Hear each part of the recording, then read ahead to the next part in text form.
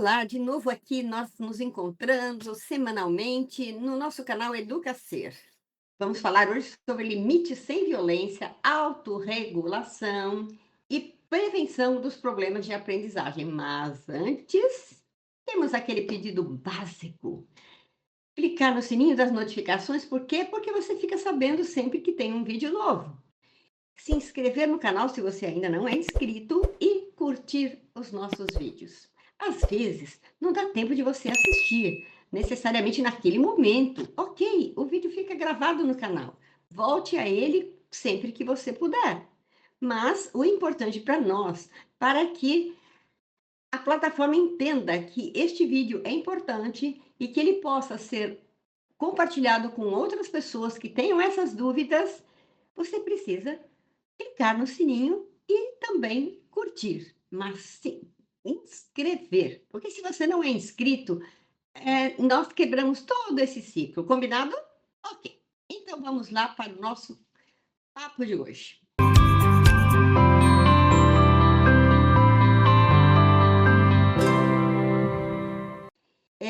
Antes de eu entrar no tema especificamente dos limites sem violência, há uma preocupação que vem me perseguindo há algum tempo e hoje eu resolvi falar sobre ela.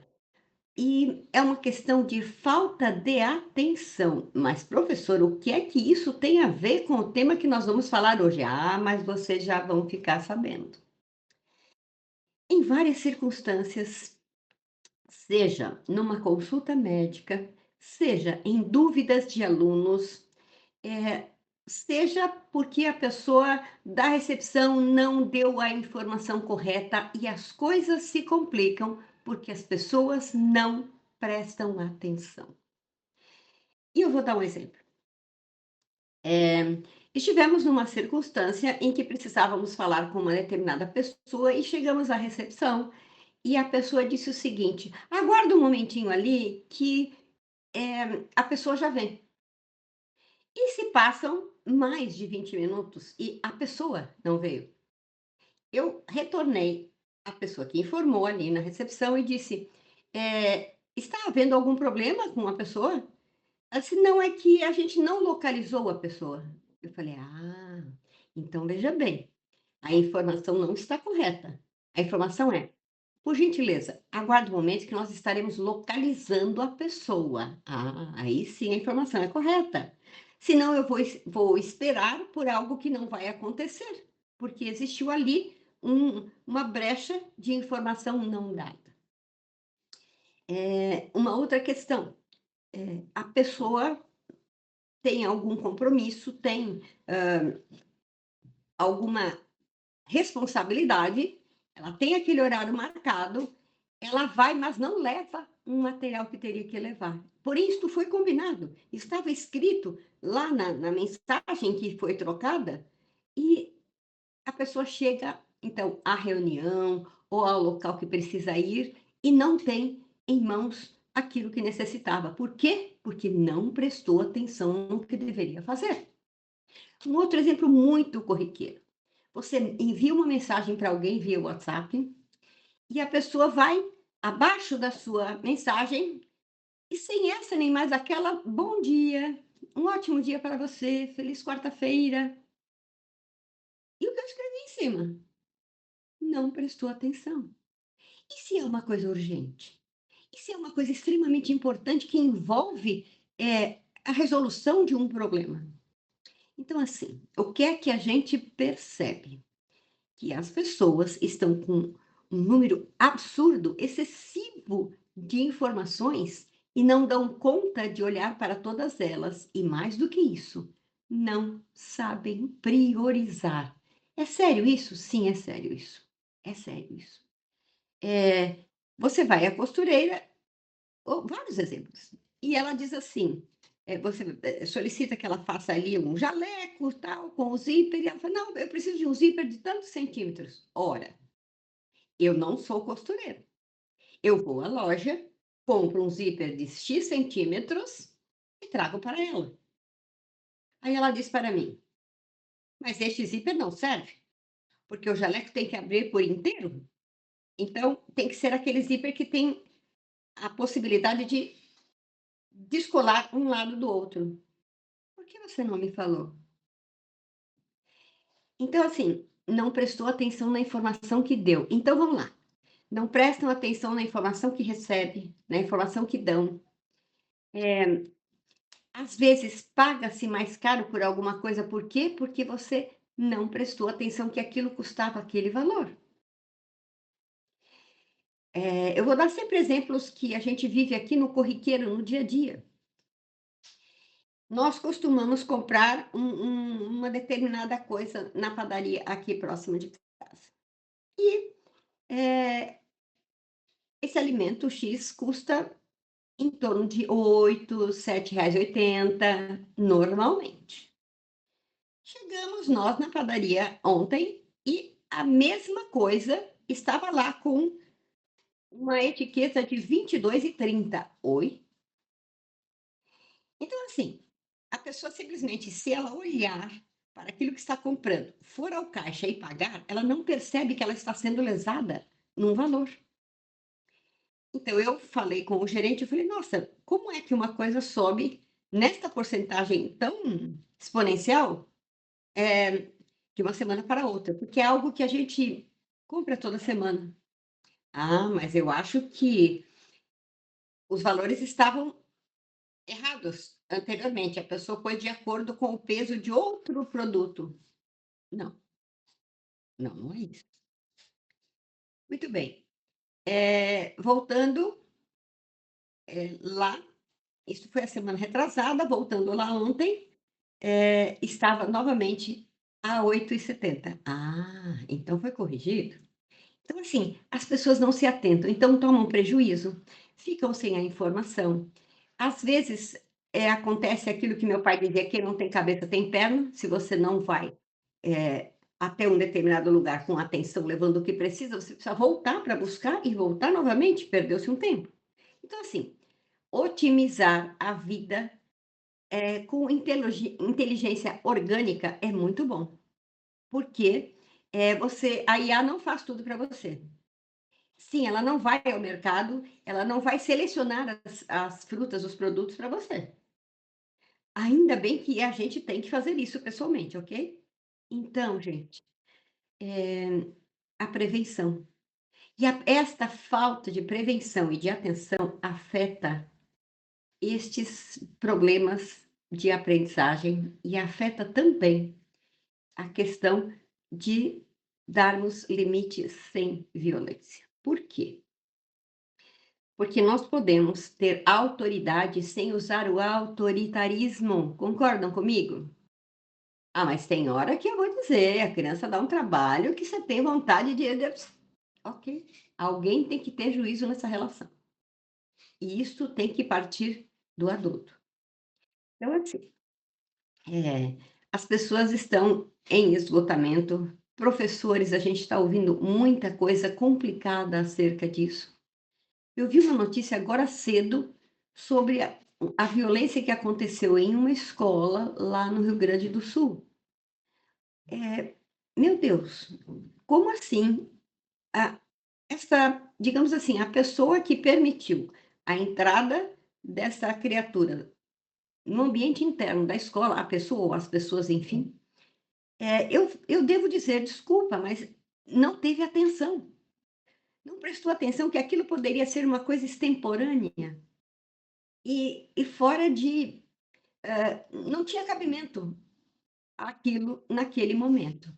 Então, assim, algo tão extremo poderia ter sido evitado, com mais atenção, com mais atitudes preventivas. Nós não temos a cultura da prevenção, infelizmente.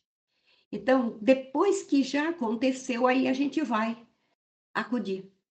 Então, eu tenho 29 anos de clínica neuropsicopedagógica e eu sei que a gente recebe crianças, adolescentes, pré-adolescentes e famílias, às vezes disfuncionais e com problemas que vêm se arrastando de 9 para 10 ou mais tempo na vida.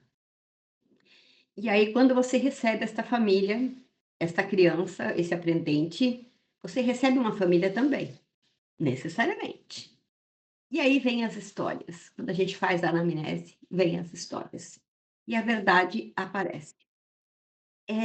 Então, assim, tem uma expectativa enorme desses familiares, quando você está atendendo já, por 4 sessões, mais ou menos, vem a expectativa de que, "Escuta, mas meu filho ou minha filha, enfim, está aqui já há 2 meses com você e não mudou tanta coisa.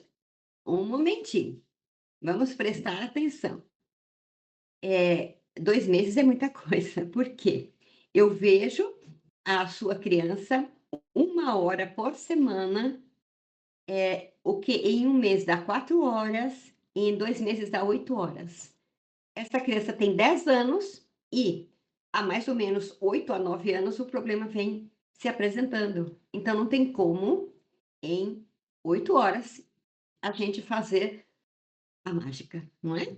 Por quê? Tem que mudar circunstâncias que ocorrem dentro da família, porque no seio familiar, a criança traz toda aquela carga, não só a carga genética, como também a carga social daquele convívio, percebe? Então, assim, de que maneira os limites são colocados para este aprendente? Em algum momento foi pensado que nós pudéssemos prevenir determinadas coisas? Será que nós fazemos desta forma? Então, assim, é preciso rever atitudes.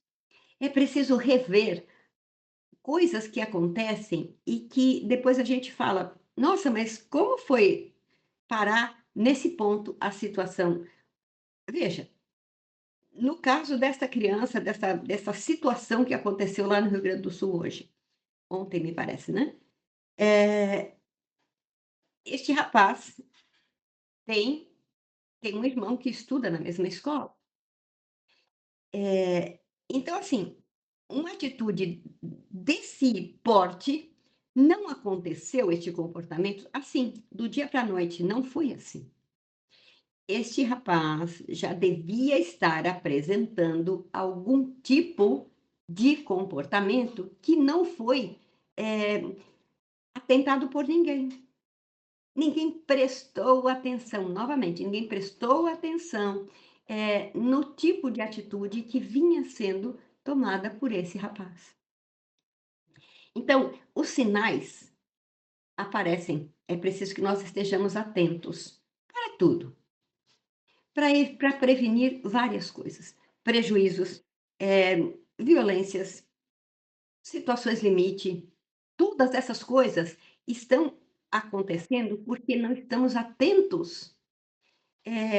Não é preciso que nós fiquemos num estado de vigilância, ininterrupta, não é isso.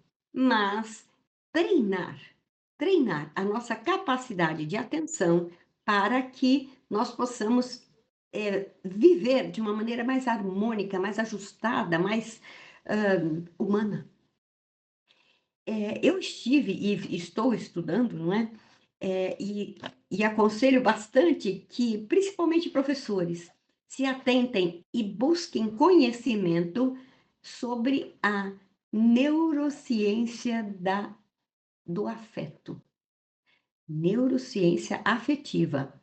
São estudos que vêm já há algum tempo, nós temos teses aí sobre esse assunto. Ontem eu estava vendo que tem, curso específico, né, de pós-graduação nesse, estudo que relativamente sob o ângulo que está sendo apresentado, ele é novo, digamos assim. Ele tem menos de 10 anos, portanto é um estudo novo no meio acadêmico.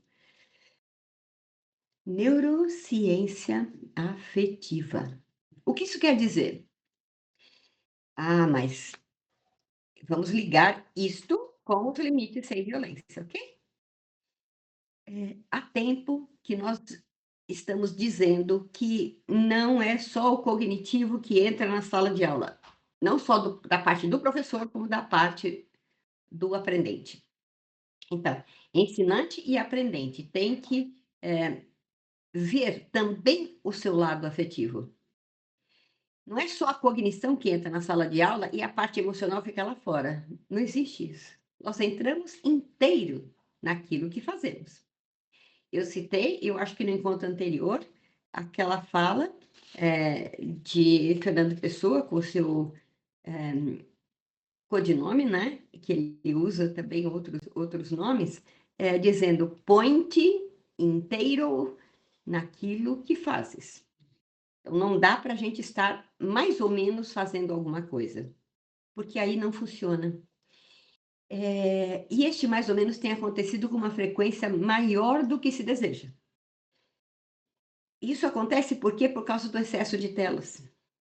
Porque a gente tem, muito mais preocupação e muito mais conexão com a IA do que a IO, quer dizer, com a inteligência artificial do que com a inteligência orgânica. Nós somos. E quem fez, elaborou e mantém e atualiza a inteligência artificial é o ser humano. Então, assim, o que é feito, imaginado e, construído no mundo virtual tem a sua raiz no cérebro humano, que é o grande maestro que rege todo o funcionamento do nosso corpo. E nós precisamos entender um pouquinho dele. Então, recomendo fortemente, olha, eu estou falando em negrito, vamos buscar conhecimento na neurociência afetiva. Isso é ciência, não é, não estamos falando de pedagogia do amor, não estamos falando disso. Nós estamos falando que existe dentro do nosso cérebro uma área cognitiva e uma área emocional. E para que a aprendizagem flua, é preciso que as pessoas sejam tocadas positivamente no seu aspecto emocional. À medida que você faz o vínculo, o limite ele vem, de uma maneira harmônica, firme, porém sem autoritarismo. Nós podemos ter autoridade, sim. Eu posso ser firme, mas sem ser grosseira. Então, o que é que nos confere autoridade? Vamos lá, pensa junto comigo. O que é que te confere autoridade? 2 coisas, que a gente usa no meio educacional. E na vida eu diria que são 3 coisas. No meio educacional é competência e senso humanizador.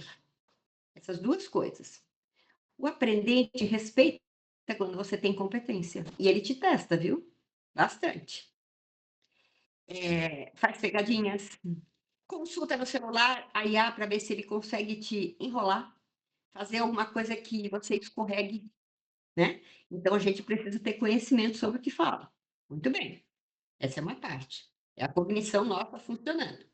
Porém, eu posso ter diante de mim uma turma de aprendentes com 2, 4, 7, 12, 20, 30 anos, da educação infantil ao pós-doc.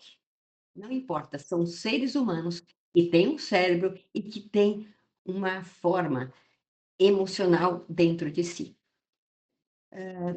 E aí, eu te faço uma pergunta: quem é que não gosta de ser bem tratado?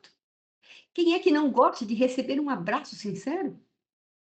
Quem é que não gosta de ser, escutado e que o outro olhe no olho? Quem é que não gosta de ser chamado pelo nome? Eu não posso, dentro de uma sala de aula, falar: "Ô, você, ô" não. Minha filha mais velha, creio que foi no 7º ano, teve um professor de matemática, sempre o de matemática, o terror dos terrores. Ele costumava chamar os alunos pelo número. Então agora eu vou contar esse pequeno caso, que não é o caso de hoje, mas me ocorreu agora lembrar disso. Eh, Ela havia tido uma um tombo, ela estava de muletas, ela foi para a escola com muita dificuldade e tinha que apresentar um trabalho, né, no grupo de acho que eram 4 alunos. Uma das alunas, amiga dela, tinha muita, mas muita dificuldade de falar em público. Ela tinha muita dificuldade. E, eh, nisso a minha filha foi para apresentar também junto, ajudou a amiga e tudo mais, e o trabalho escrito foi entregue. E ela tirou zero. A turma tirou zero. Eu peguei o trabalho, olhei, todo o cálculo tinha sido feito, se eu não me engano era produtos notáveis, alguma coisa do tipo, e o cálculo estava todo correto. Na última linha, no resultado, houve a troca de um sinal, e o resultado se alterou. Mas e todo o raciocínio que antecedeu aquele resultado final? Não considera? Muito bem. Essas meninas choravam, inconsoláveis, enfim, precisavam daquela nota. Eu fui lá. Eu não faço isso, não falo o que eu faço, nem minha forma, nada. Eu fui lá como mãe da tal aluna. Chego lá, vem o professor falar comigo, e aí ele disse: "Ah, mas a número 4, a número 3?" Eu falei: "Como?" "Não, a número 3." Eu falei: "Não, não, não. O senhor sabe o nome da minha filha? Sabe o nome da amiga dela que chorou desesperadamente porque você forçou que ela falasse em público e ela não tinha condição?" Ela ficou apavorada. Você sabe a condição emocional delas? Fazia 2 dias que a minha filha tinha pego a muleta e estava engessada. Foi com grande sacrifício que elas elaboraram o trabalho, porque a outra menina também tinha a mesma letra inicial do nome, então eram 3 e 4 as 2. Porque a 3 e a 4 eu falei: "O senhor vai parar de chamar as meninas pelo número. Elas têm nome, sobrenome, família.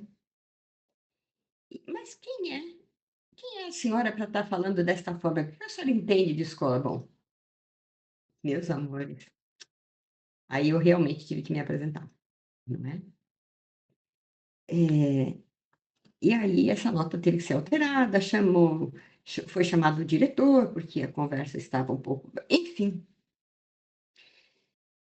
na formatura eu não tive como impedir que ela dissesse a esse professor: "Olha, eu estou me formando, estou terminando o ensino fundamental e eu vou longe, eu vou realizar muitas coisas, e você vai continuar professor de matemática do 7º ano, lamentavelmente." Eu não pude impedir que ela dissesse isso. Eh, não houve uma prevenção por parte da equipe, da equipe docente não, da equipe do colegiado dessa escola, para evitar essa situação. Ninguém viu que este professor estava chamando os alunos pelo número? Desde quando pessoas são números? Nem os detentos de uma penitenciária são números, são pessoas que estão ali, que erraram, que isso, que aquilo, mas são pessoas. Tem um cérebro que tem alguns problemas? Tem. Provavelmente, evadiram-se de escola muito cedo? Provavelmente. Porém, não podemos esquecer e nem deixar de lembrar que são seres humanos, tanto quanto nós, e que, eh nós precisamos estar atentos para que as coisas não venham a acontecer, e que aparentemente seja de repente. Então, assim, a gente prepara um tema para conversar aqui no nosso canal, mas coisas acontecem, coisas nos rodeiam e eu não posso deixar de abordar, e simplesmente falar um tema cheio de conteúdo, sendo que o conteúdo principal é vocês estarem atentos à própria vida de vocês, às próprias pessoas com as quais vocês convivem. Será que Nós estamos tão desumanizados que a gente pega o elevador no prédio que a gente mora, entramos e tem ali uma pessoa, você se limita a dizer, quando muito, um cumprimento básico e provavelmente cada um no seu celular e não há uma interação. Inteligência orgânica realmente está ficando em segundo plano. Só que a vida não é IA. IA não tem gosto de maçã, IA não tem o som de um Vivaldi, IA não tem o sabor de um olhar amigo, IA não te abraça. Ela dá soluções e coisas prontas para que você, eu vou ter que dizer, para que você emburreça. Nossa, Pro, é para que você emburreça mesmo. Você deixa de usar a sua capacidade de memória, de articulação de vários setores cerebrais, porque a IA vai fazer. Eu estou vendo um monte de propaganda aí, ofertas, não é? Eu escrevo o seu livro em 2 dias. Basta que você pague X. Uhum. Gente, eu vou lançar um livro no final desse mês ou no princípio de agosto. E olha, eu suei a camisa aqui. Foram meses e meses e meses de pesquisa para fazer essa escrita. E isso faz com que meu cérebro trabalhe e não define e não fique preso, não é? Encapsulado e definindo cada vez mais. Então, assim, a gente dá limites violentamente, mas não dá limites para aquilo que a gente fica recebendo do mundo, que é excessivo, que é um crescimento horizontal assustador. Chega um momento que você não alcança para onde vai tudo isso. Eu tenho que filtrar e verticalizar para que isso se torne em algo que eu preciso e me agregue alguma coisa que eu leve para a vida. Nossa, a Pro ficou séria com todas essas coisas. Sim, eu estou seriamente preocupada, né? Então, agora a gente pode adentrar em algumas questões dos problemas de aprendizagem que a gente vai falar hoje, no sentido de preveni-los. Tem como? Tem como. Tem como. Você já se pegou dizendo, por exemplo, eu só queria que ele me ouvisse, ou ela só me responde gritando. Já aconteceu isso com vocês? Em alguma circunstância de convívio? Então, muitas vezes, o que a gente chama de falta de limites é, na verdade, um pedido de ajuda disfarçado, gente. Chegaram a pensar nisso? Se a criança está se agitando muito, se ela está. Não, mas ele já é hiperativo, com certeza. Vamos entender que neste comportamento agitado pode haver um desconforto interno, uma desarrumação interna. Eu ouvi um palestrante bem conhecido num podcast essa semana, e ele citou Confúcio que disse o seguinte: como é que você quer ordem na sua casa, você quer que o seu filho, a sua filha, o seu aluno tenha limites. Como é que você pode querer, Confúcio dizendo, mudar o mundo, que as coisas tenham solução, sejam ajustadas, se nem o seu quarto você arruma. Entende isso? Então, só para lembrar, volta lá e veja o nosso programa, nossa gravação, o vídeo que fala sobre autocuidado e autoconhecimento, né? Isso é importantíssimo. Então, mas como assim? Eu tenho que arrumar o meio externo que me circunda para que eu tenha isto aqui em ordem? Porque não dá para funcionar no caos, o cérebro não é feito para isso. A gente precisa que o ambiente esteja clean, Sabe, juntar coisas que você não usa, não revisitar pontos da sua casa, do seu espaço, que você não mexe há muito tempo, tudo isso acumula não só, inutilidades muitas vezes, como às vezes você se depara com coisas que você fala: "Nossa, eu nem sabia que eu tinha isso aqui". Pois é, por que será?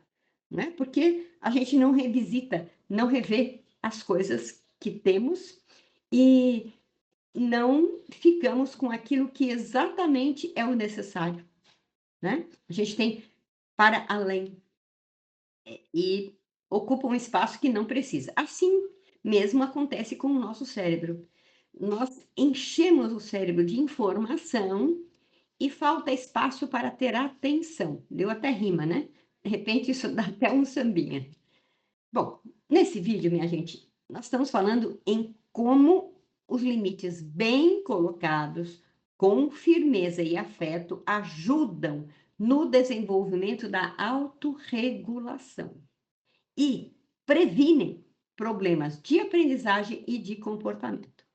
Quando a gente fala autorregulação, eh, significa dizer que para ter uma autorregulação, quem não tem é regulado por algo ou por alguém.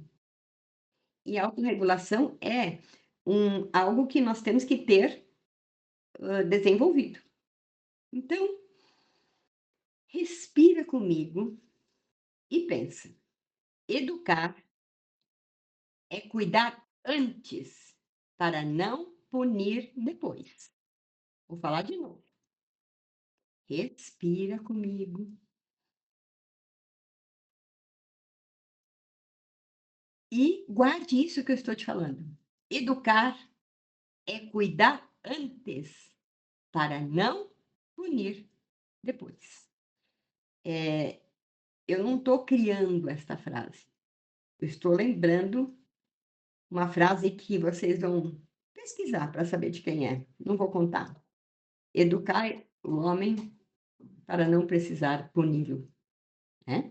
Então, é algo que nós temos que estar atentos. Por que crianças precisam de limites? Por que pessoas precisam de limites? Por que os limites são essenciais? Vamos entender. Limite não é castigo. Limite é amor em forma de contorno. Consegue visualizar essa ideia que eu estou falando? Limite é amor em forma de contorno. Crianças precisam de referências claras para se sentirem seguras. Se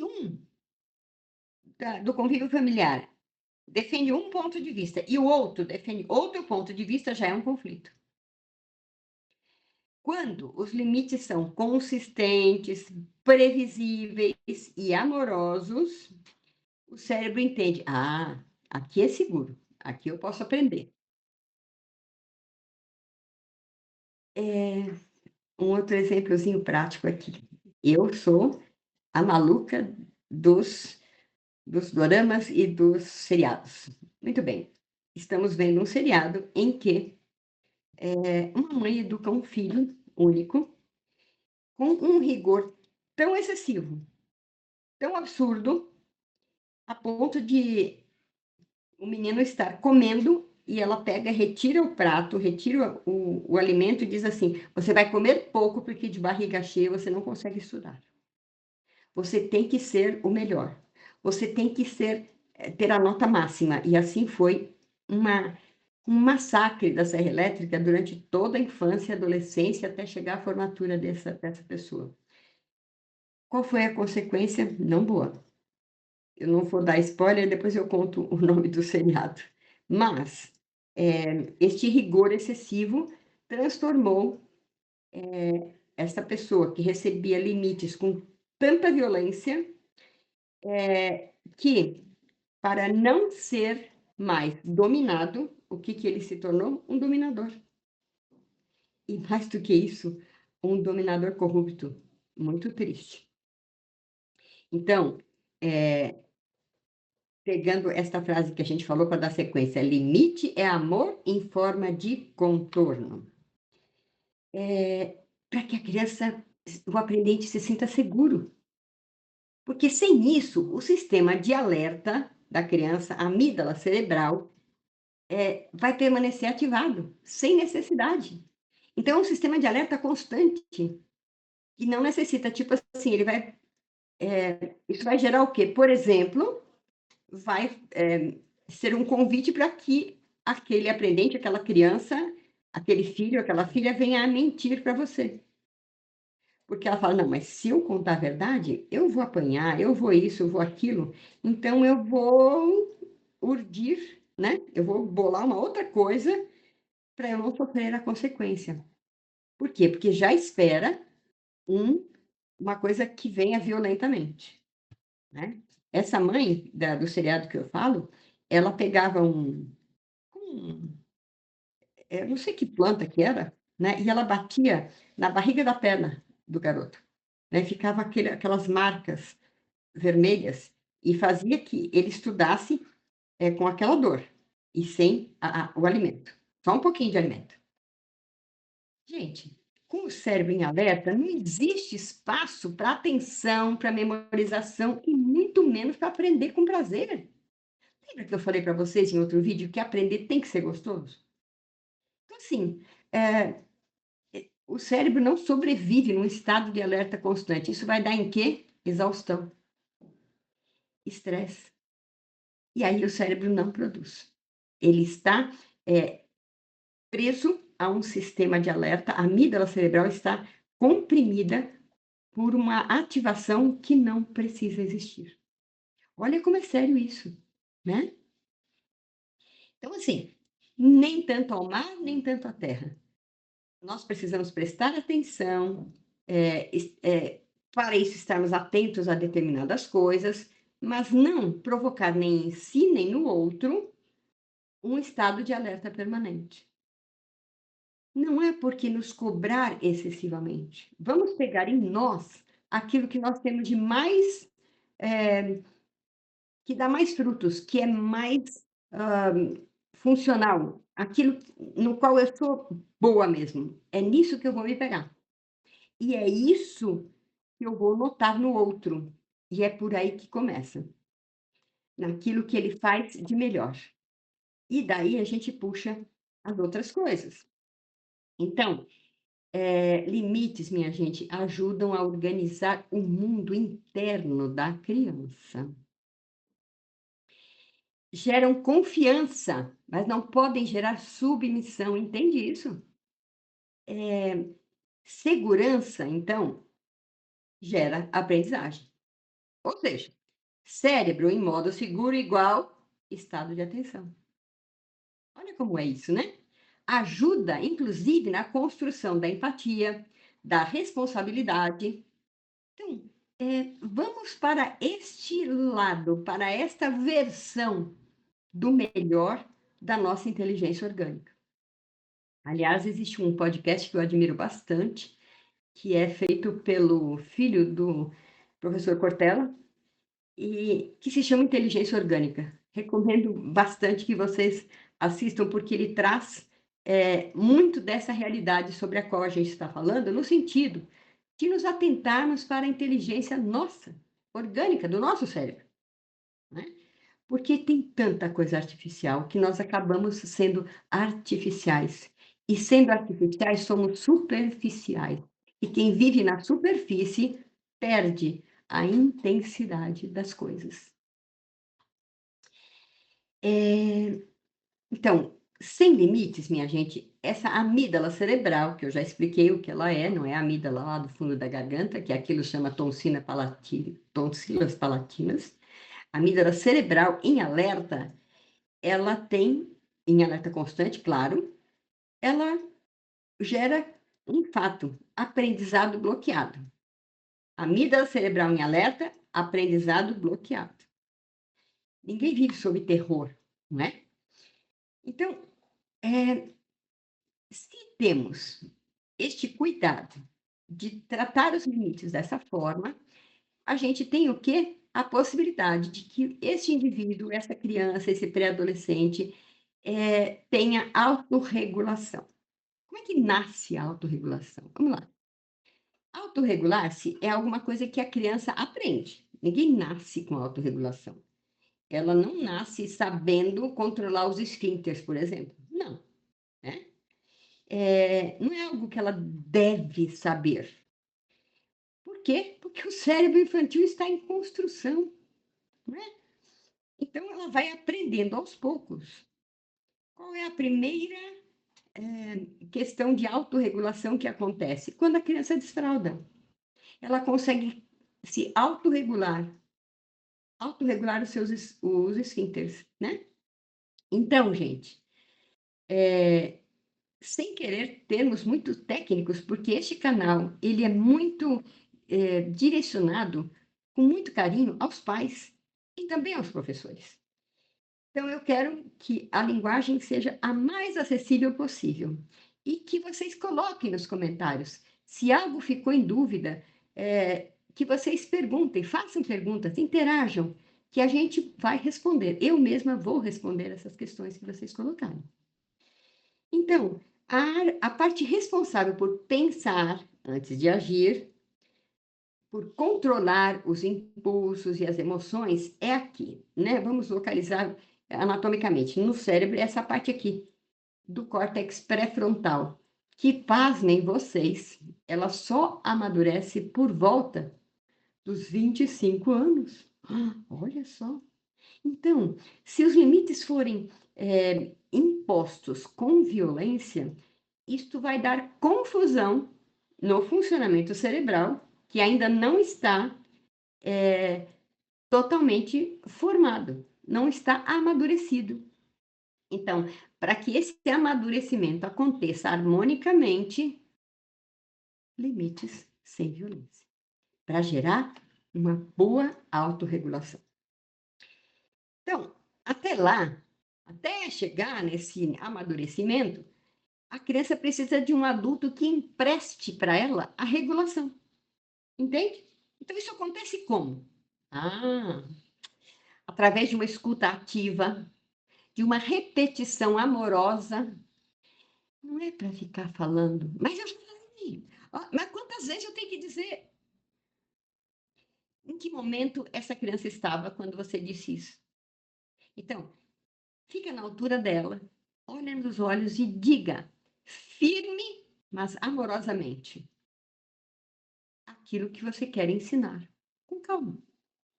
É difícil? Claro que é. É claro que é difícil.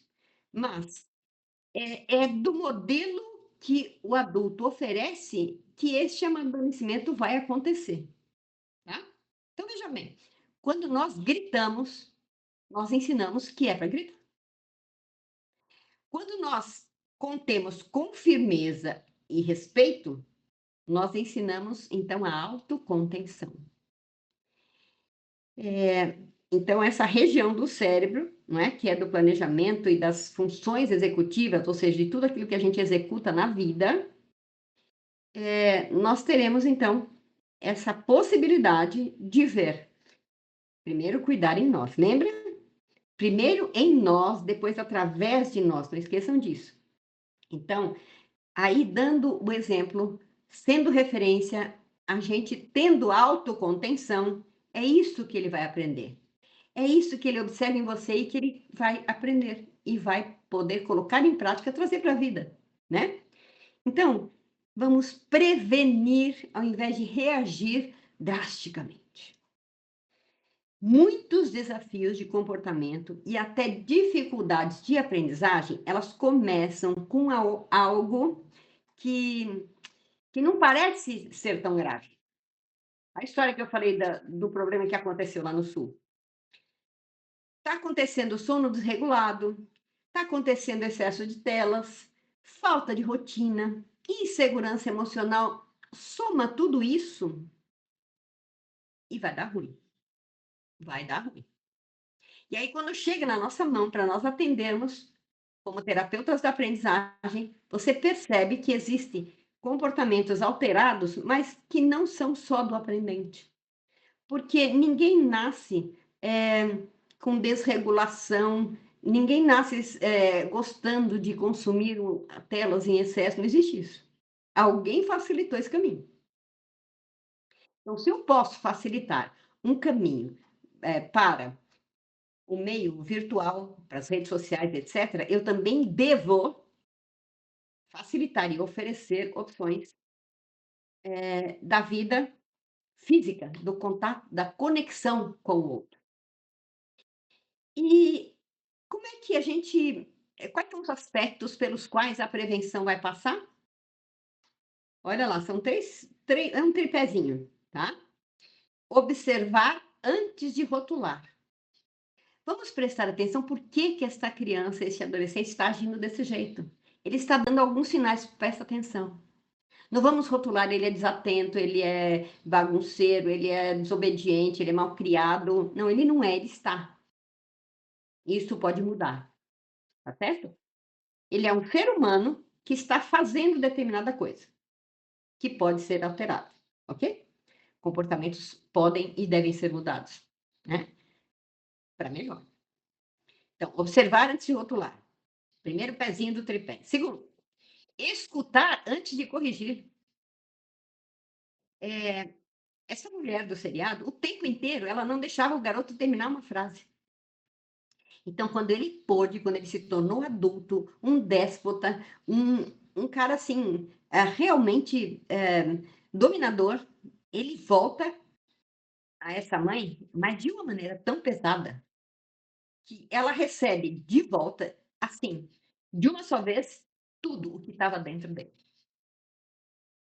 Aquilo jorrou de uma maneira extremamente violenta.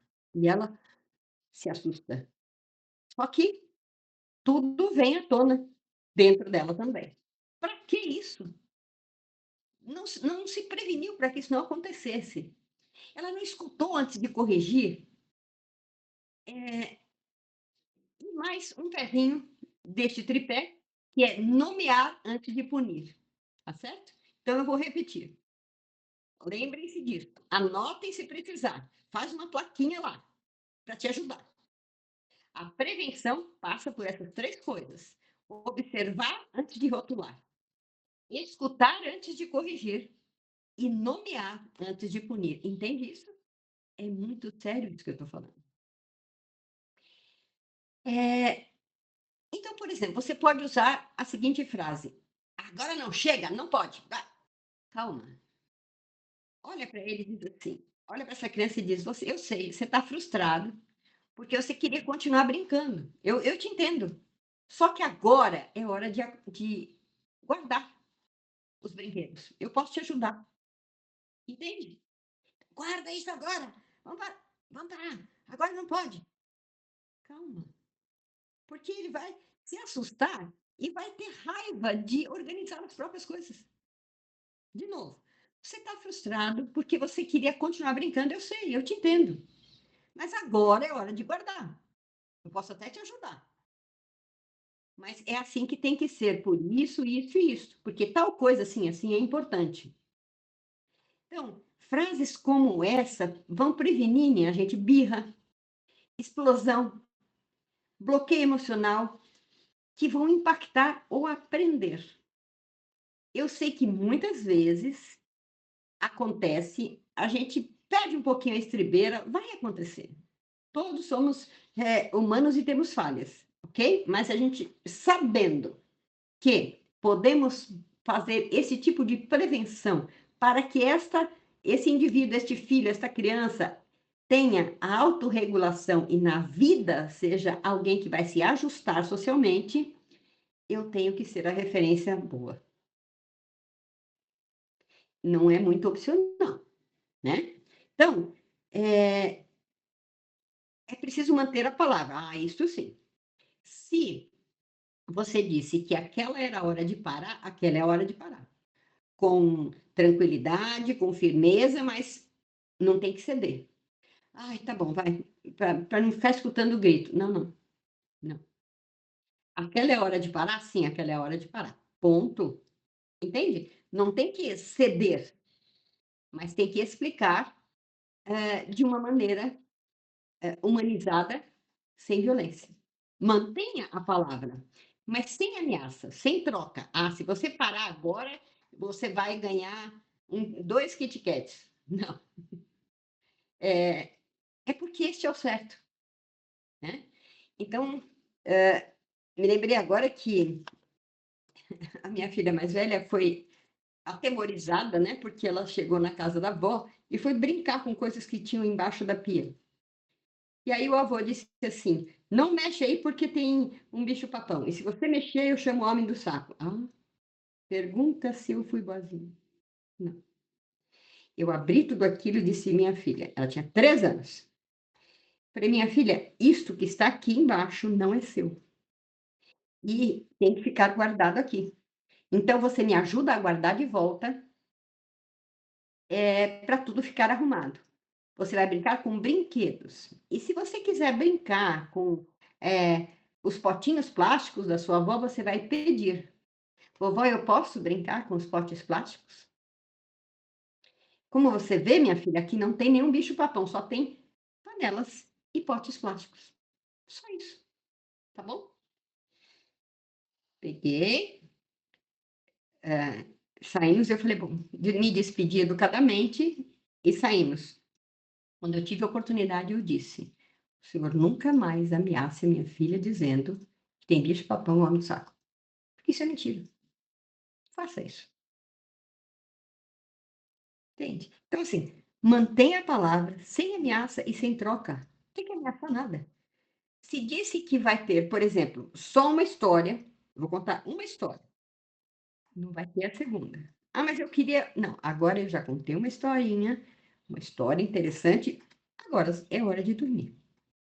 Não tem a segunda história, entende? Mas amorosamente. Coerência ensina muito mais do que grito. Muitos de nós fomos educados na base do grito e da chibata. É ou não é? Então, limite sem violência. Como é que a gente vai fazer isso na prática? Dizer não não precisa ser duro, não precisa ser violento, porque a firmeza não precisa excluir o afeto. Eu tenho muito orgulho de dizer que nunca eu, eh, bati nas minhas filhas, né. E eu ouço muita gente dizendo: "Ah, eu cresci apanhando e não morri". Mas quais as sequelas disso, né? São muitas, né. Então, firmeza não precisa excluir o afeto. Então, dicas práticas para você ampliar os limites que você precisa colocar com empatia, tá bom? Dicas práticas. É bom, né? Dica prática. Avise com antecedência. Tipo, daqui 10 minutos nós vamos guardar os brinquedos. Se a criança é muito pequena, é assim, arruma alguma referência para ela.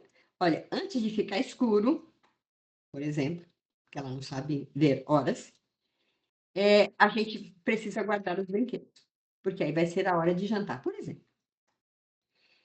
Olha, daquele tempinho que eu falei, olha, tá vendo que está quase escurecendo? Ou se a criança já sabe ver horas, daqui 10 minutos, daqui 5 minutos, a gente precisa guardar os brinquedos.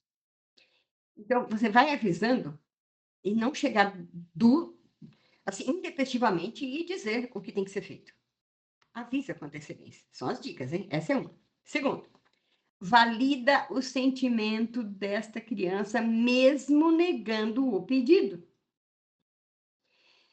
Eu sei que você queria mais tempo, mas hoje não vai ser possível, entende? Ela precisa entender por que é que não pode.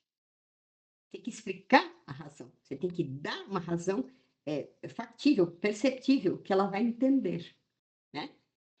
Então, cultura da prevenção e do cuidado. É muito importante. A gente quer crianças que aprendam bem, com uma boa saúde emocional e que se tornem adultos íntegros, certo? É isso que a gente quer? Então, vamos fazer por onde isso possa ser viável. Então, nós precisamos investir, minha gente, numa cultura que cuida antes que adoeça.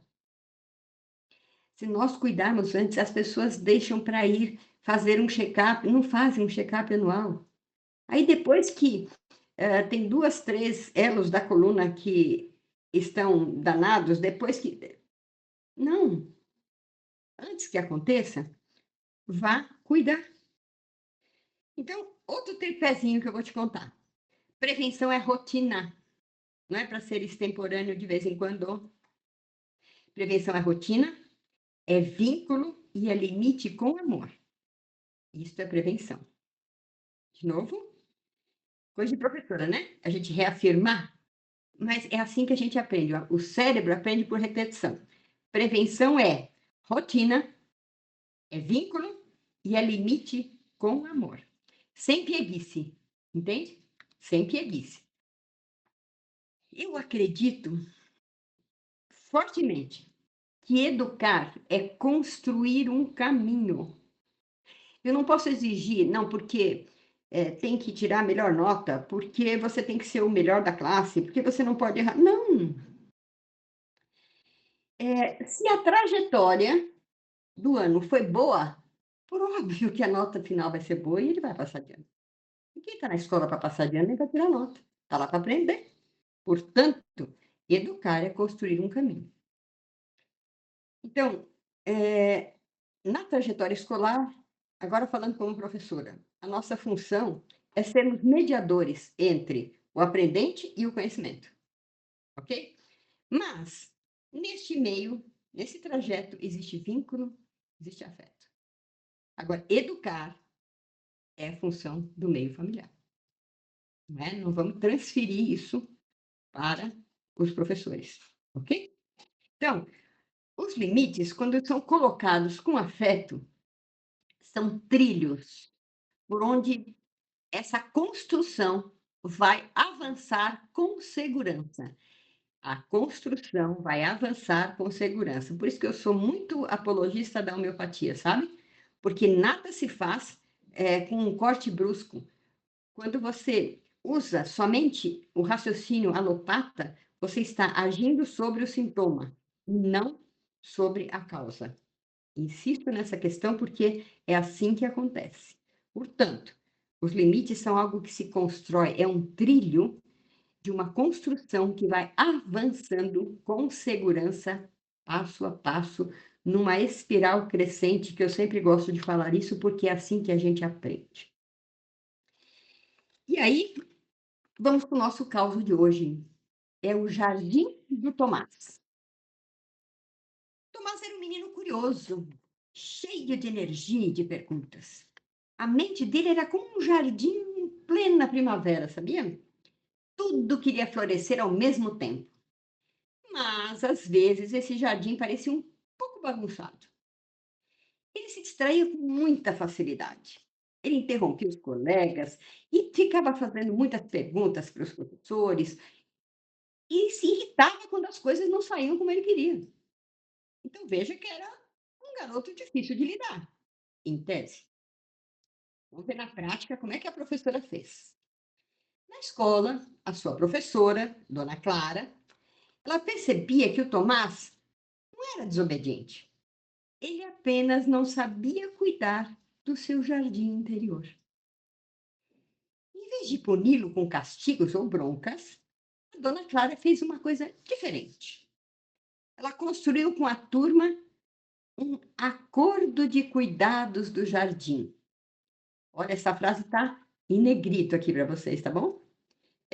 Acordo de cuidados com o jardim. Cada criança deveria aprender a cuidar do seu próprio jardim, regando com atenção, podando com paciência, deixando espaço para o crescimento dos outros, porque nem ninguém está só no convívio social. Com isso, minha gente, resumindo, né? Porque senão o nosso caos fica muito longo.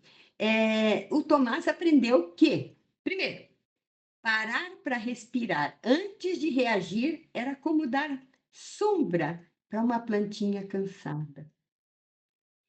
Segundo, Esperar a sua vez de falar era como esperar o botão da flor se abrir no seu tempo.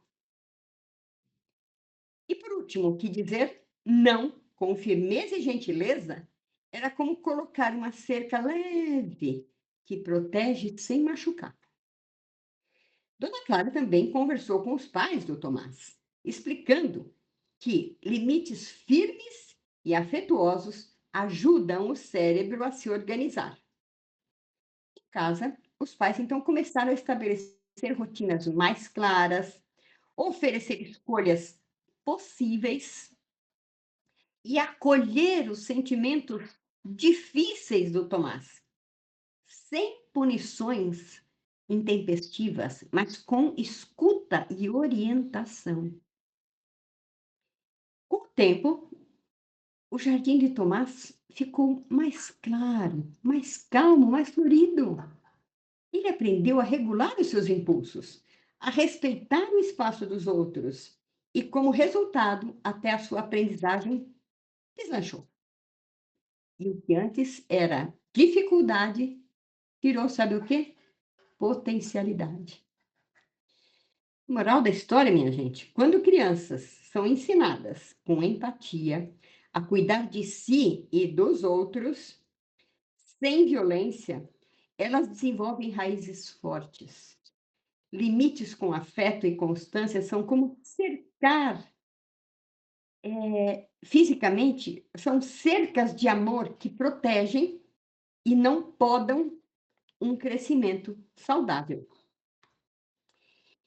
Então, eh, na verdade, né, com esse caos que eu contei para vocês, a gente pode perceber que o que antes era dificuldade virou potencialidade. Olha só. Então, meus amores, se esse vídeo te tocou, se falou com você em situações que você se vê no seu cotidiano, compartilha também com quem cuida. Faça isso. Quer continuar refletindo sobre isso? Então, eu te recomendo algumas obras de referência que vão estar aí, eh, na abaixo do nosso vídeo, que vocês vão poder ver. Disciplina Positiva, A Criança Autônoma, O Cérebro da Criança, e também os documentários Tarja Branca e Começo da Vida. Ficam aqui as nossas dicas. Muitíssimo obrigada por vocês estarem aqui conosco no Educacer. Eu espero te ver sempre aqui conosco e peço mais uma vez para que você coloque as suas dúvidas, que você conte aqui para a gente nos comentários algo que aconteceu com você. Se algo do que eu falei aqui faz parte do seu cotidiano ou fez, conta aqui para a gente. Não esquecendo de ativar o sininho das notificações, curtir o nosso vídeo e sempre estar inscrito no nosso canal. Um beijo enorme no coração de vocês e nos vemos no próximo vídeo.